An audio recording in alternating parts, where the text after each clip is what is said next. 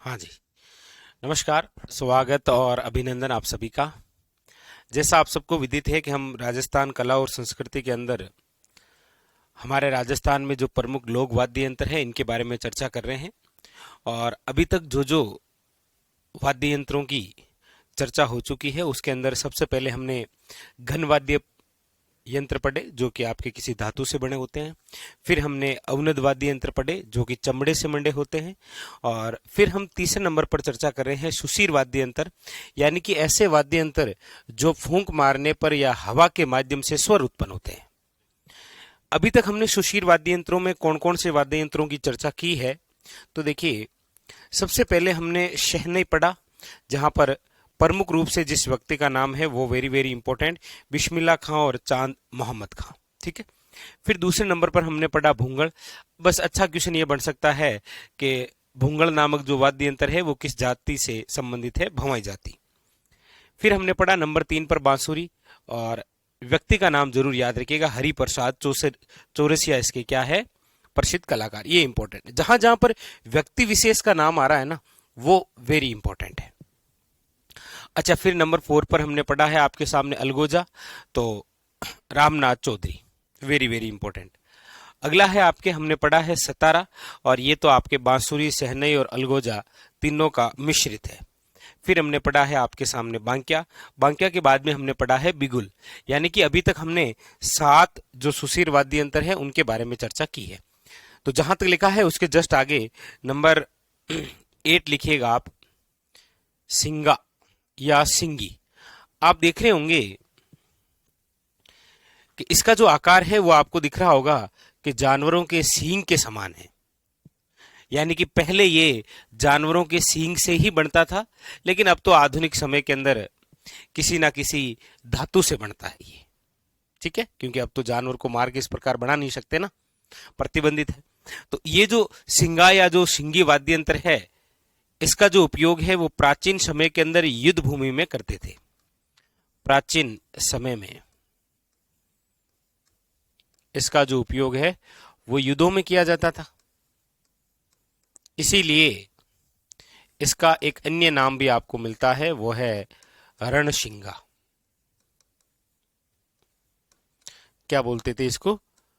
रण यानी कि युद्ध भूमि में बजाए जाने वाला वाद्य यंत्र रणशिंगा, यानी कि सिंगा या फिर सिंगी, इस प्रकार से। बस केवल इतनी सी बात है, उतार लीजिए इसकी, और कोई बात नहीं इसकी। सिंगा या फिर सिंगी।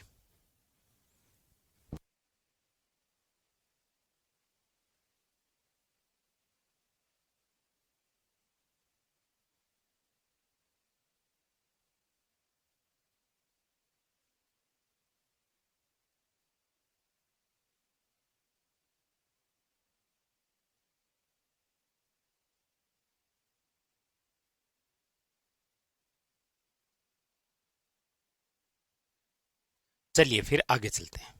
ठीक है, चलिए। नंबर है आपके सामने 9, मशक। तो सबसे अच्छा क्वेश्चन तो पहला तो ये हो गया कि मशक किस प्रकार का वाद्य यंत्र है, क्योंकि नाम से पता नहीं लग रहा है कि ये किस प्रकार का वाद्य यंत्र है। जैसे अब बांसुरी है तो नाम से पता लग रहा है कि वो फूंक मारेंगे तभी स्वर आएंगे और वो सुशीर है। जैसे ढोल है तो पता चल रहा है कि चमड़े से मंडा हुआ है, आघात करेंगे तो आवाज आएगी, वो अवनद वाद्य यंत्र। लेकिन जब इसका नाम पढ़ते हैं तो नाम से पता नहीं लगता, इसलिए इंपॉर्टेंट क्वेश्चन है ये कि मशक किस प्रकार का वाद्य यंत्र है। याद रखिएगा, सुशीर वाद्य यंत्र। अच्छा, इस मशक की खास बात आपको दिख रहा होगा कि इसका आकार कैसा है। इसका आकार होता है थैलेनुमा। थैली आती है ना, वैसे है इसका आकार, थैलेनुमा। वैसे इसे आधुनिक युग का बेग पाइपर कहा जाता है। आधुनिक समय का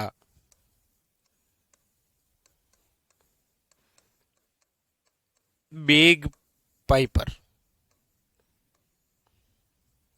अच्छा, आप कहेंगे सर इसको बजाते कहते हैं, तो इसको बजाते हैं काख में रखकर, यानी कि यहां रखेंगे और फिर ऐसे दबाएंगे तो इनमें से स्वर आएंगे। तो लिख लीजिएगा, कांख में रखकर बजाते हैं। ठीक है, तो बस ये इसकी तीन बातें, उतारिएगा।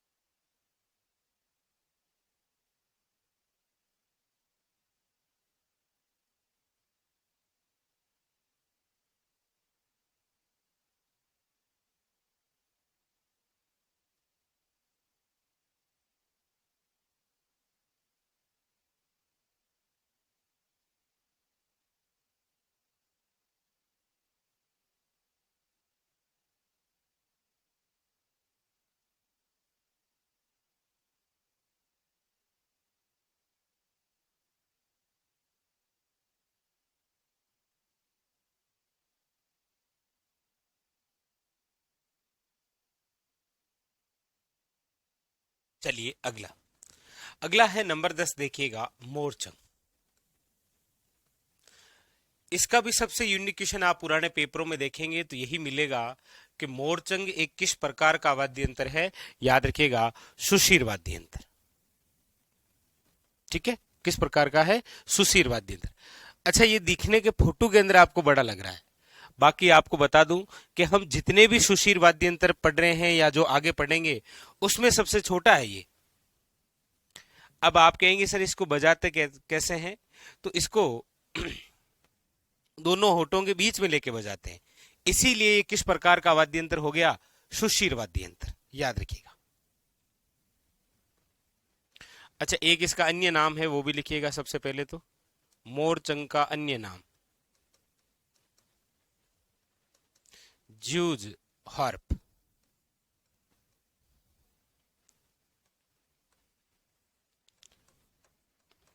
दोनों होठों के बीच,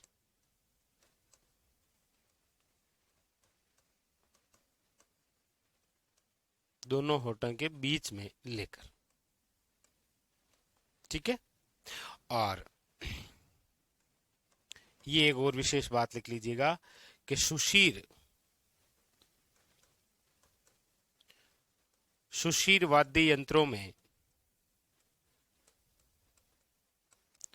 सबसे छोटा वाद्य यंत्र है ये।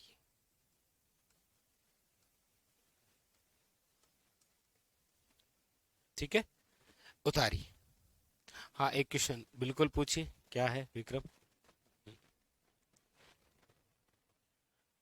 अच्छा, ठीक है रवि मीना, ठीक है वो पढ़ा देंगे, बस अगला टॉपिक वही ले लेंगे। ठीक है,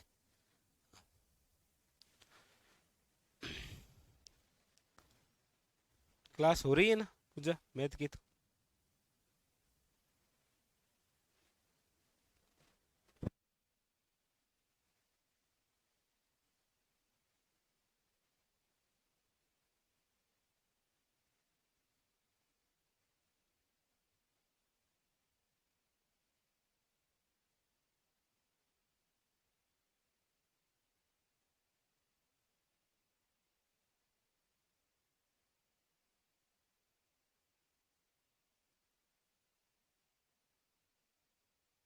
हाँ, वही दुगारी झील है, बिल्कुल बिल्कुल, दुगारी झील, बूंदी, और तेजा जी की कर्मस्थली वही बांसी दुगारी।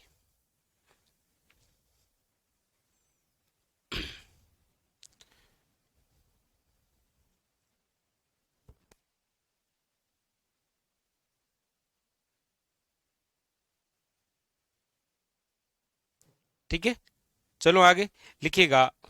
नंबर 11 टोटो। अब ये टोटो किस प्रकार से है, तो देखिए, एक तो ये देखिए, और फिर आप ये देखिए, ये देख लिया। और अब ये देखिए,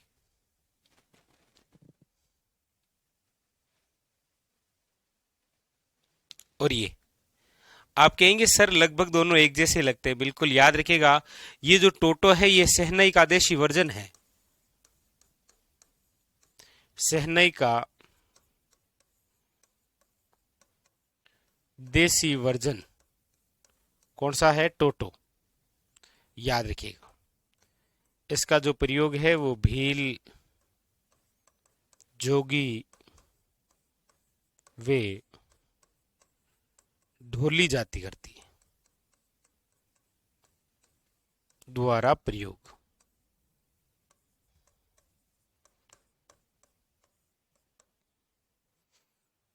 लिखिएगा।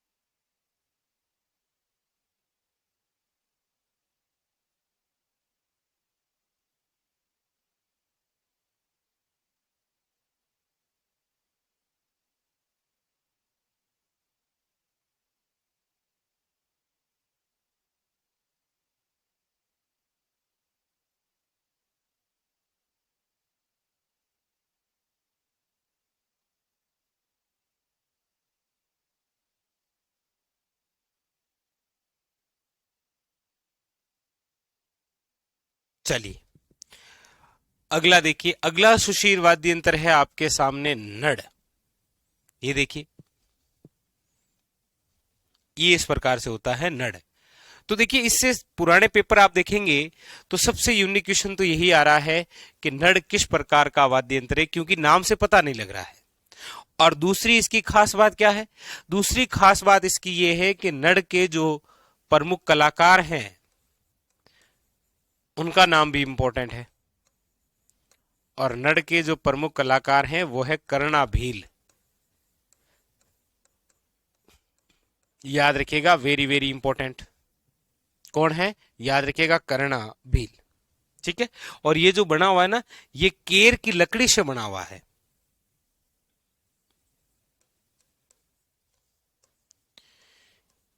केर की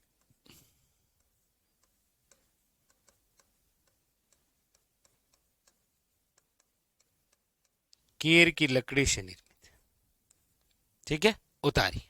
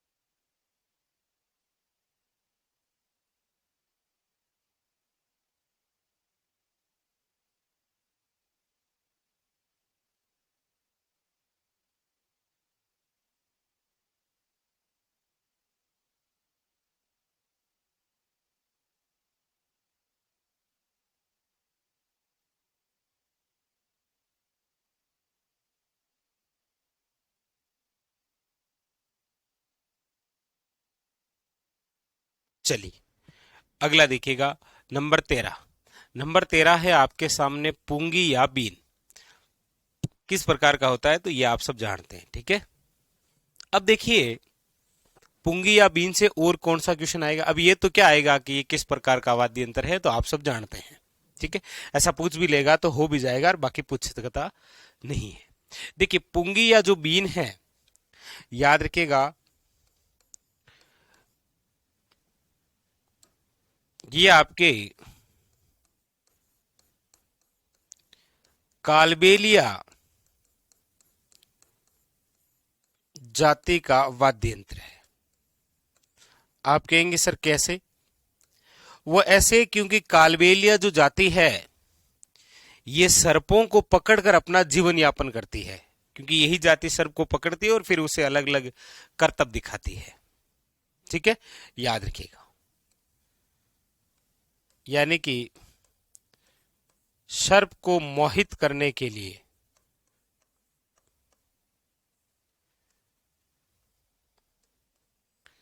सर्प को मोहित करने के लिए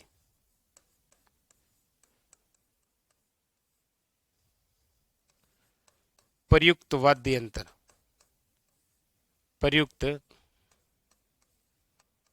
वाद्य यंत्र कौन सा है, तो याद रखिएगा पुंगी या बीन वाद्य यंत्र, ठीक है। उतारिए इसको। हाँ बिल्कुल करवाएंगे गुल्लू, ठीक है, चिंता नहीं करनी।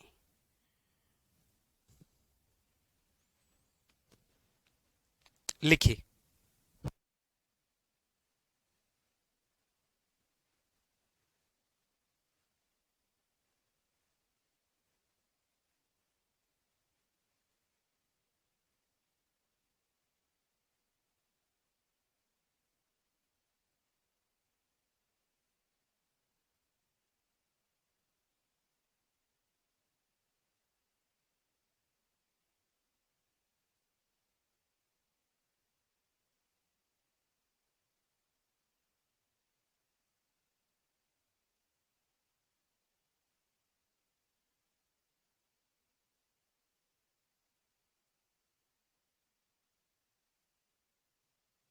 चलिए अगला। अगला देखिएगा, नंबर 14 है, वो है आपके सामने शंख। और शंख आप सब जानते ही हैं कि इसका जो प्रयोग है वो प्राय मंदिरों में लिया जाता है, ठीक है। ये समुद्री जीव से बनता है।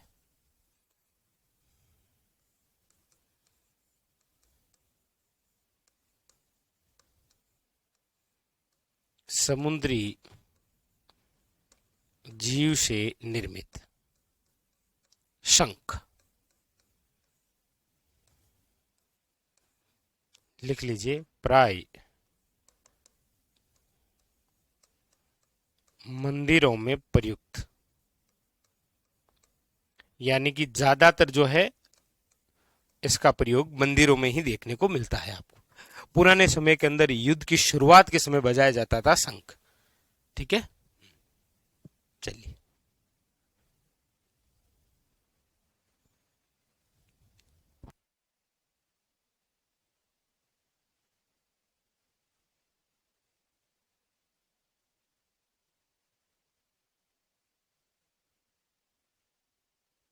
हाँ मनफूल, बिल्कुल, वो भी क्लास लगा देंगे, लेकिन अभी आपके प्रैक्टिस के लिए सुबह 7 बजे कोटिले क्लासेस यूट्यूब चैनल पे क्लास होती है ना, जिसमें हम राजस्थान जी के और साथ में करंट भी पढ़ते हैं, तो अभी तो वो देखते रहिए आप, ठीक है। बाकी करवा देंगे।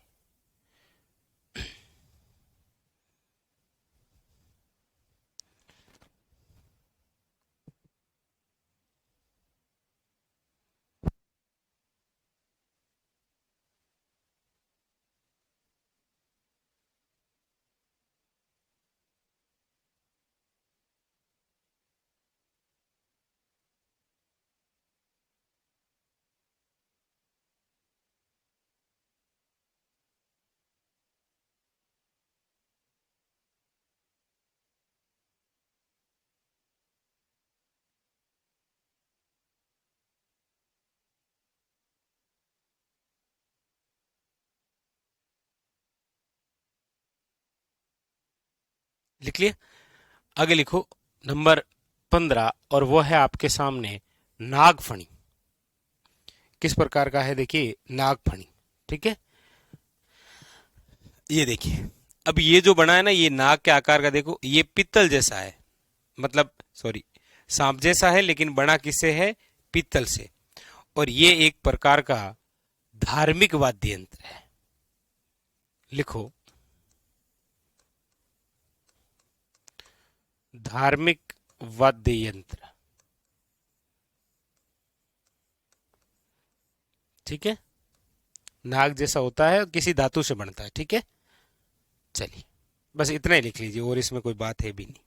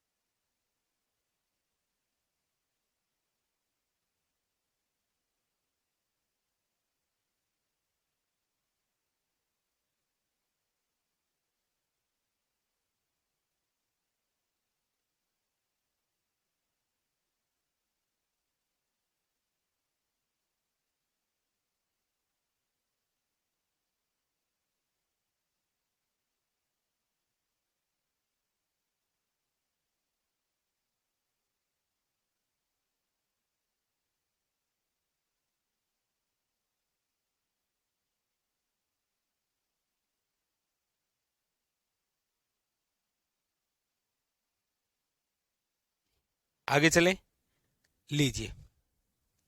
अब देखिए 16 नंबर हो गया।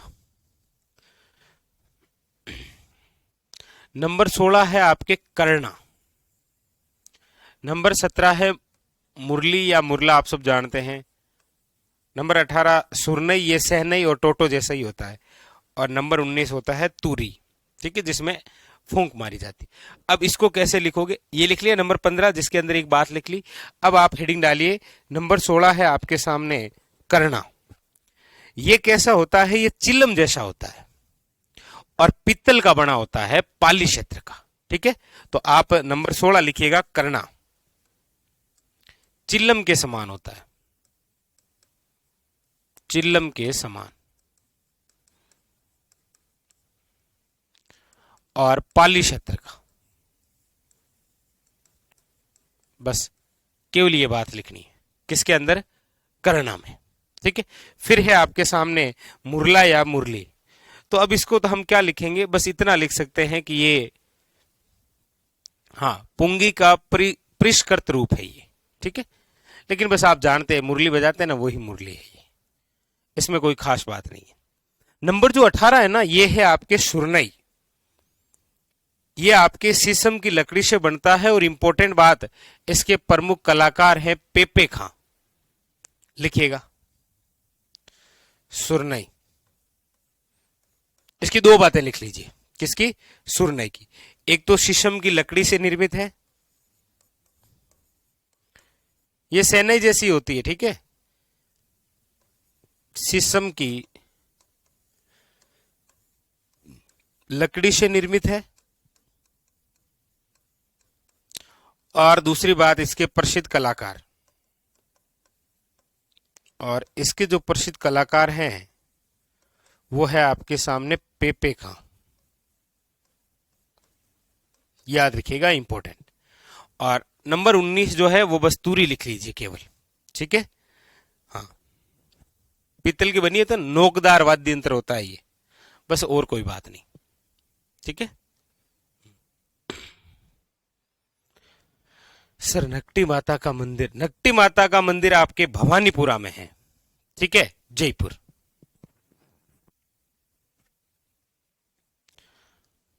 अच्छा, वो भवानीपुरा कहाँ है ऐसे, अब वो थोड़ा जयपुर या जयपुर ग्रामीण में है।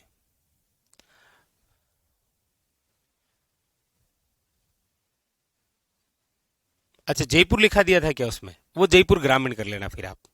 नकटी माता का जो मंदिर है ना, वो है, स्थान तो लिखा है था मैंने शायद आपको, भवानीपुरा। ठीक है, पहले वो जयपुर में था, अब जयपुर ग्रामीण एरिया हो गया, बस। ठीक है।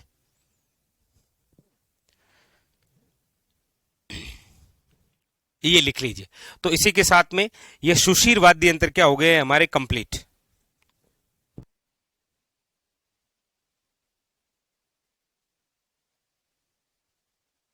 अब हम जो वाद्य यंत्र पढ़ेंगे वो है आपके सामने तत्वाद्य यंत्र। तत्वाद्य यंत्र, ठीक है, तत्वाद्य यंत्र।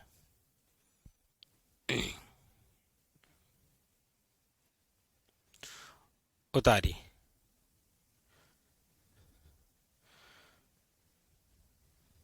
चलिए,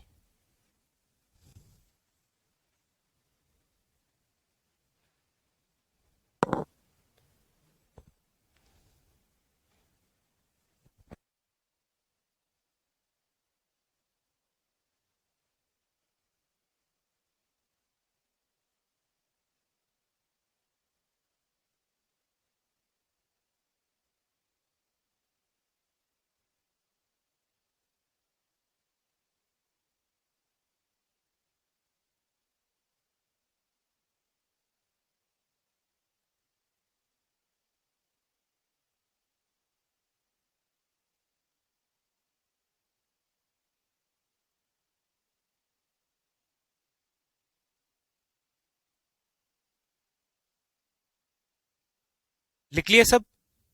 तो ये आपके सामने कंप्लीट हो गए हैं सुशीर वाद्य यंत्र। अब आप हेडिंग डाल दीजिएगा, अगले जो वाद्य यंत्र हैं वो है तत्वाद्य यंत्र।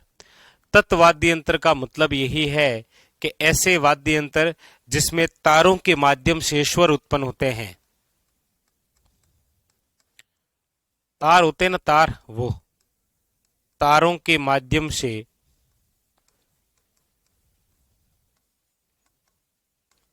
स्वर उत्पन्न,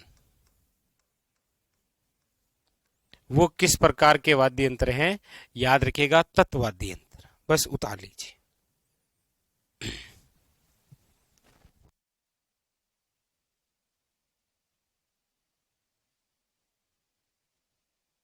तत्वाद्य यंत्र, ठीक है, उतारिएगा।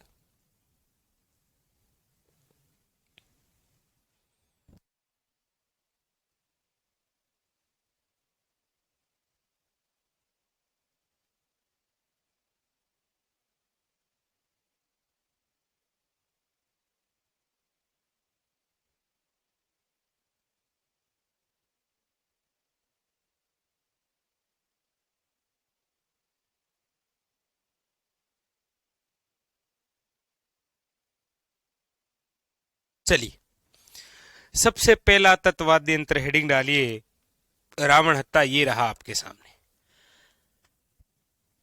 बहुत ही इंपॉर्टेंट पहला तत्वाद्य यंत्र नाम है आपके सामने रावण हत्ता। इसकी क्या खास बात है? देखिए, पहली खास बात तो यह है कि हमारे राजस्थान में जितने भी वाद्य यंत्र हम पढ़ते हैं उसमें सबसे प्राचीन और सबसे प्रचलित कोई वाद्य यंत्र है तो वो है आपके सामने रावण हत्ता वाद्य यंत्र। ठीक है, याद रखिएगा। और ये किससे बनता है? तो यहां पर ये जो लगा हुआ है ना, ये आधा काटा नारियल है, याद रखिएगा, आधे कटे नारियल से निर्मित। बहुत सारी बातें हैं, लिखिए। देखिए, सबसे पहली बात तो लिखिएगा, राज्य का सबसे प्राचीन वे सबसे प्रचलित वाद्य यंत्र। राज्य का सबसे प्राचीन, सबसे प्राचीन वे प्रचलित वाद्य यंत्र कौन सा रहा है? तो याद रखिएगा, रावण हत्ता। दूसरी बात है इसके निर्माण की, तो निर्माण में लिखिएगा आधे कट्टे नारियल से। आधे कट्टे नारियल से जिस वाद्य यंत्र का निर्माण हुआ है वो है आपके सामने रावण हत्था। ठीक है, अब देखिएगा, इस रावण हत्थे का जो प्रयोग है वो आपके मेनली, याद रखिएगा, भोपों द्वारा किया जाता है।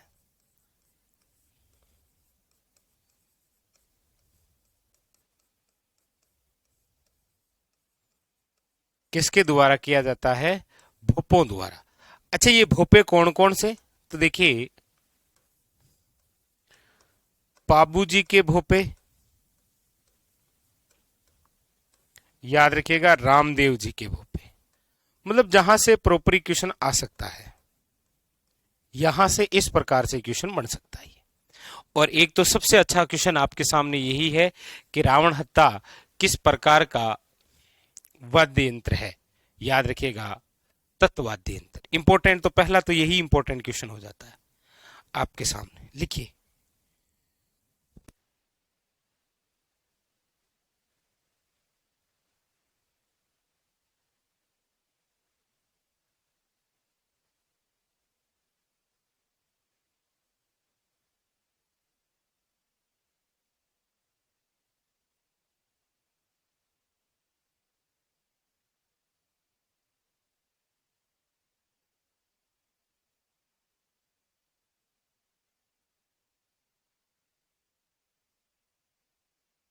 इंपॉर्टेंट बात, ठीक है।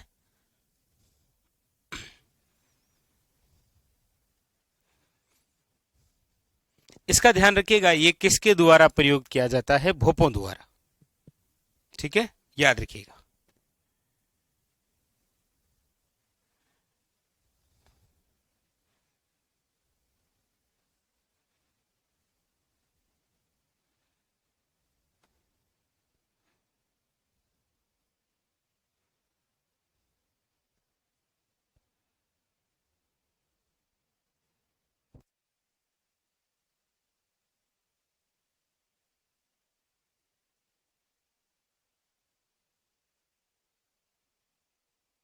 चलिए, लिख लिया। अगला देखिएगा, अगला है नंबर 2, इकतारा। इकतारा आप देख रहे होंगे, यह है जिसमें एक ही तार है ये, ठीक है, इसीलिए इसका नाम क्या है? इकतारा, एक तार, इसीलिए इसका नाम क्या है? याद रखिएगा, इकतारा वाद्य यंत्र। और इसका प्रमुख रूप से यदि उपयोग की हम बात करेंगे तो नारद जी और मीराबाई किया करती थी।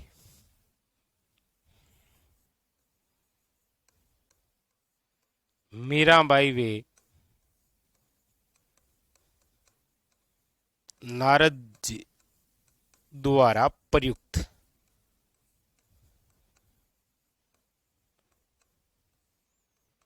तत्वाद्य उतारी एक तारा।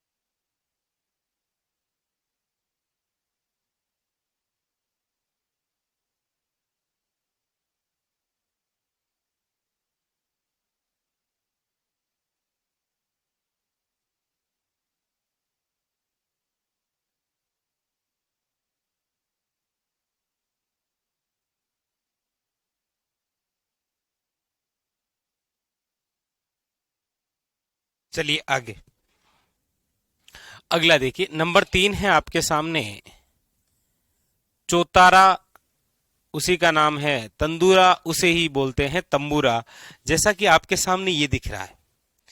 अब इसमें क्या है कि 4 तार हैं, ये पूरे 4 तार, ठीक है, इस प्रकार से, इसीलिए इसका नाम क्या है? चौतारा, यानी कि जिसमें 4 तार है, 4 तार होते हैं। इसकी एक खास बात है कि इसको जब बजाया जाता है तो अंगुलियों में कुछ पहना जाता है, और अंगुलियों में जो पहना जाता है उसे मिजराब कहा जाता है। तो एग्जामिनर ने एक बार क्वेश्चन ये पूछा था कि चौतारा नामक वाद्य यंत्र बजाते समय अंगुलियों में निम्न में से क्या पहना जाता है, मिजराब, या फिर मिजराब पहनकर निम्न में से किस वाद्य यंत्र को बजाया जाता है, चौतारा, याद रखिएगा।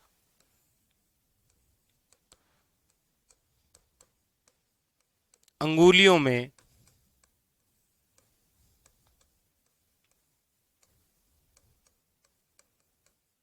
मिजराब पहनकर बजाया जाने वाला वाद्य यंत्र है आपके, याद रखिएगा, चौतारा। ठीक है, याद रखिएगा, बस लिख लीजिए, यही बात है।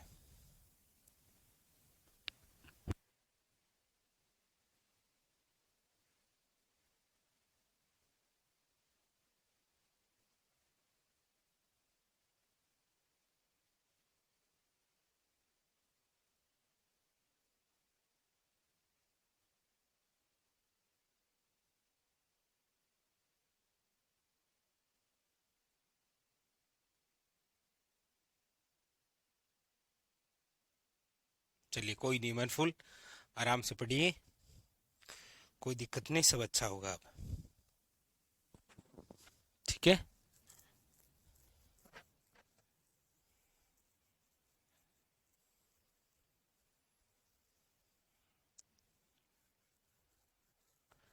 जगत अंबिका मंदिर, जगत उदयपुर में, ये लिख लिया, चौतारा। लिखिएगा नंबर 4, कामायचा। नंबर 4 क्या है, कामायचा लिखिएगा। तो इसका सबसे अच्छा तो यही क्वेश्चन है कि कामायचा किस प्रकार का वाद्य यंत्र है, याद रखिएगा, तत्व वाद्य यंत्र। ये देखिए इस प्रकार से, और ये जो कामायचा दर्शाया गया है, ये व्यक्ति कौन है पता है आपको, ये है दापू खान साहब, जिन्होंने मुम्मल गीत को प्रसिद्ध किया था। मारी प्यारी मुम्मल प्रसिद्धि दिलाने वाले यही व्यक्ति थे। और ये जो बजा रहे हैं ये क्या है, कामायचा। देखिए, कामायचा की हम बात करते हैं तो याद रखिएगा, मूलतः ये ईरानी वाद्य यंत्र है। मूलतः ये क्या है, ईरानी वाद्य यंत्र।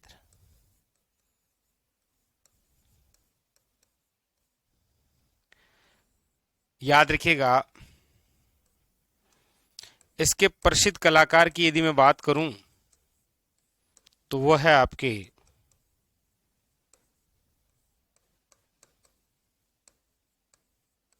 कमल शाकर खां।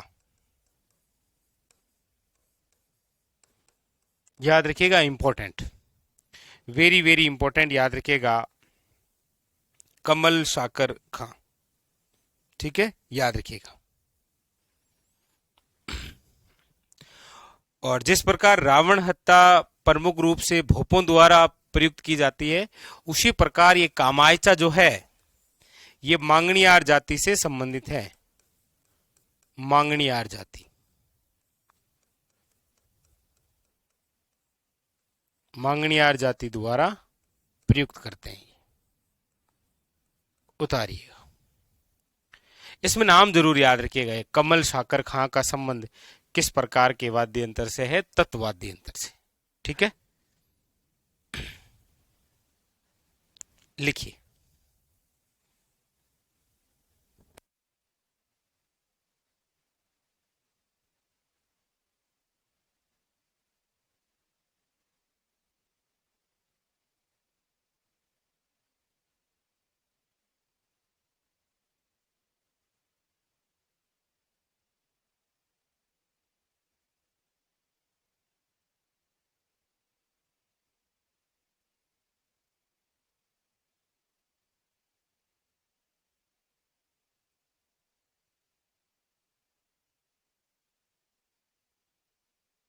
चलिए, नंबर 5 है आपके सामने रबाज या रबाब। और इससे सबसे अच्छा यही क्वेश्चन आता है, याद रखिएगा कि ये किस प्रकार का वाद्य यंत्र है। तो देखिए ये एक प्रकार का तत्वाद्य यंत्र है। ठीक है, सबसे अच्छा तो यही क्वेश्चन है इनमें से, रबाज या रबाब। अच्छा, एक क्वेश्चन बन सकता है कि इसमें कुल कितने तार होते हैं। तो याद रखिएगा 12 तार। ये क्वेश्चन कोई बने तो बन सकता है, याद रखिएगा। ठीक है, रम्मत जो लोकनाट्य है ना उसमें प्रयुक्त करते हैं इसको, रम्मत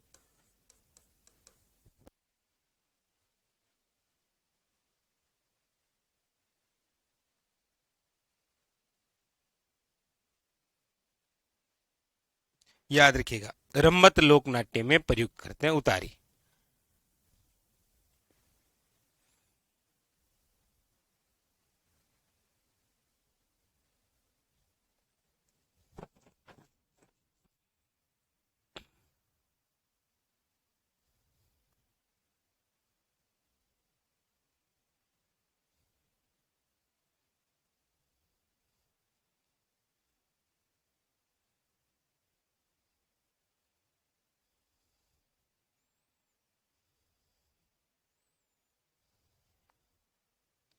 लिख लिया, चलिए लिखिएगा नंबर 6।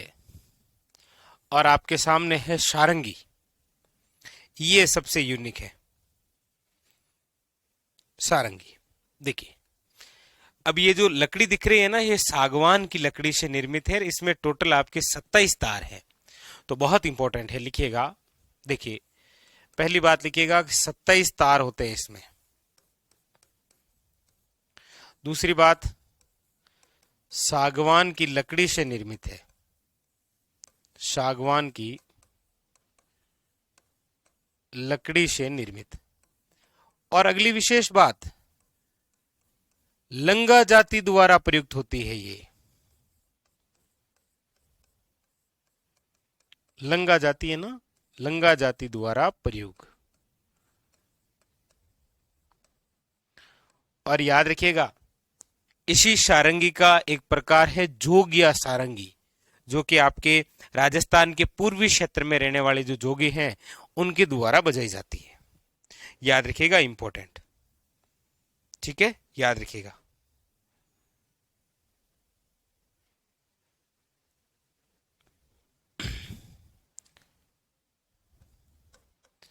इसमें से एक प्रकार है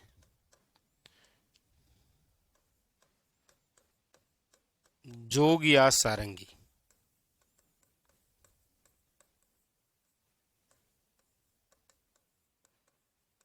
अलवर के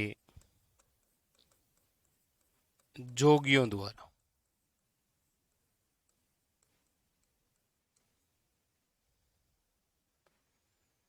जोग या सारंगी उतारी।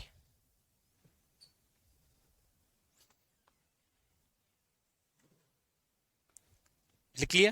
तो इसमें याद रखना 27 तार है, सागवान की लकड़ी है, लंगा जाती है। याद रखिएगा, इंपॉर्टेंट। ठीक है, इसको उतारिए।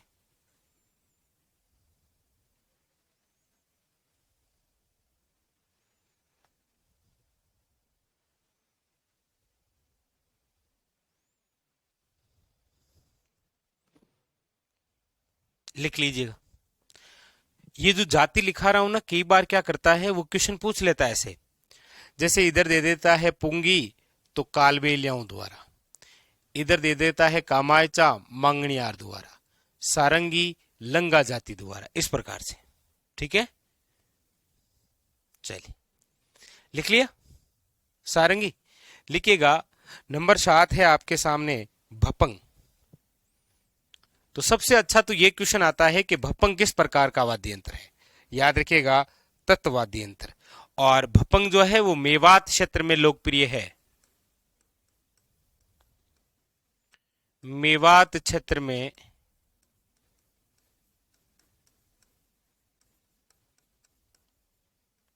लोकप्रिय। अच्छा, भपंग के कलाकार कौन है? जौन खाम मेवाती।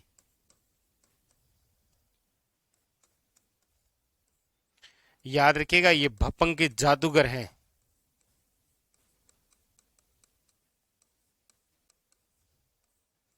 ये क्वेश्चन पूछ रखा है, भपंग के जादूगर जहूर खां मेवाती। ठीक है, और इसके अलावा याद रखिएगा उमर फारूक मेवाती। उतारी उमर फारूक मेवाती या जहूर खां मेवाती, उतारिएगा भपंग से संबंधित।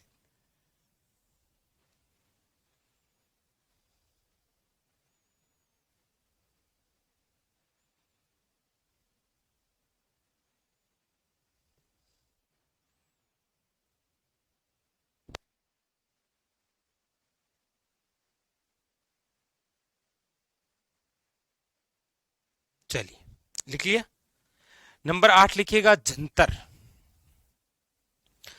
जंतर नामक वाद्य यंत्र जिसमें याद रखिएगा 6 तार होते हैं, कहीं पर 5 भी आ सकता है। ठीक है, 5 और 6 तार आते हैं इसमें। तो कोशिश तो यही करनी है कि 6 करने हैं ऑप्शन में, और जब 6 ऑप्शन में नहीं हो तो 5 आ जाएंगे। और ये जो जंतर नामक वाद्य यंत्र है, याद रखिएगा देवनारायण जी के भोपों द्वारा इसका प्रयोग किया जाता है। देवनारायण जी के भोपे द्वारा। ठीक है, याद रखिएगा इंपॉर्टेंट। बगड़ावत कथा के समय, बगड़ावत कथा के समय इसका प्रयोग करते हैं। ठीक है, लिख लीजिएगा जंतर।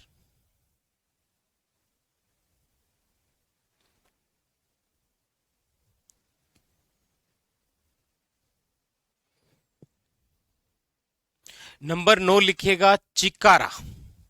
अब आपके सामने है, देखिए ये किस प्रकार का होता है, जिसमें 3 तार होते हैं, 1 2 और 3, 3 ही तार होते हैं। 3 तार, क्योंकि जिसमें 4 तार होंगे वो चौतारा, 3 तार है चिकारा। उतारी, बस केवल इतना ही लिख लीजिए चिकारा। ठीक है,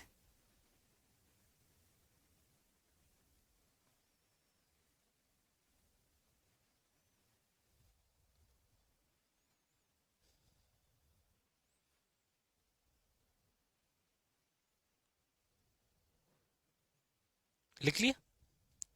नंबर 10 लिखिएगा आगे।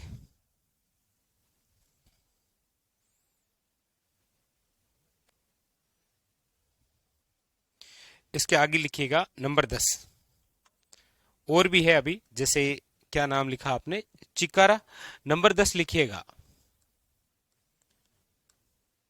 सुरमंडल।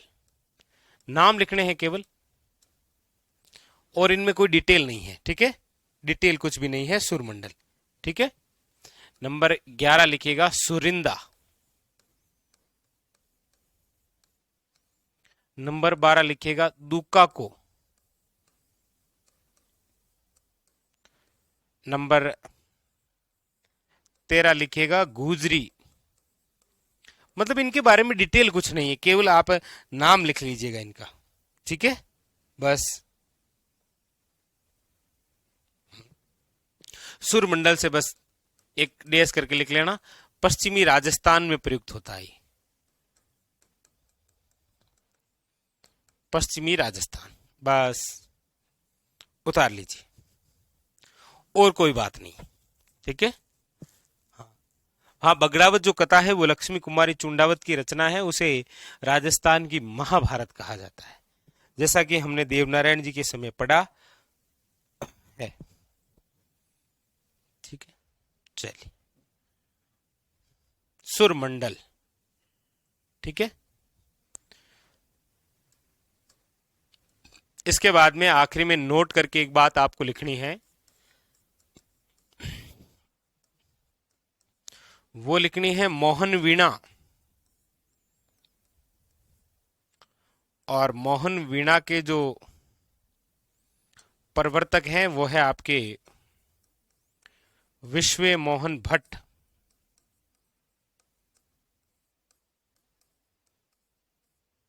जो कि आपके जयपुर के हैं। ठीक है।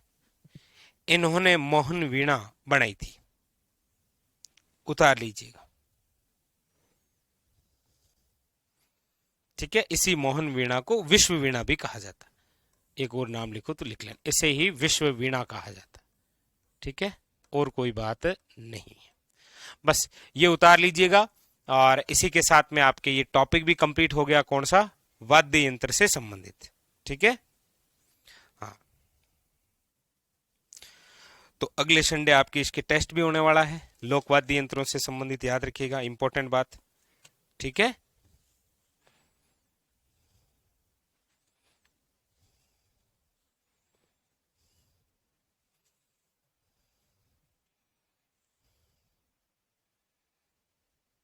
उतारी।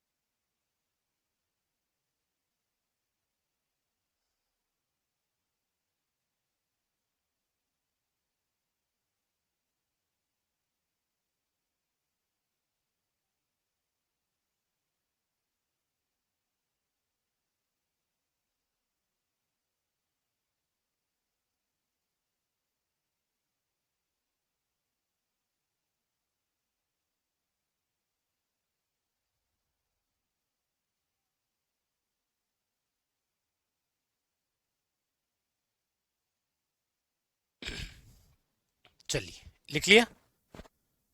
चलिए, तो फिलहाल आज के लिए इतना ही। बिल्कुल कल यही टॉपिक करवाएंगे। ठीक है। नया टॉपिक। चलिए।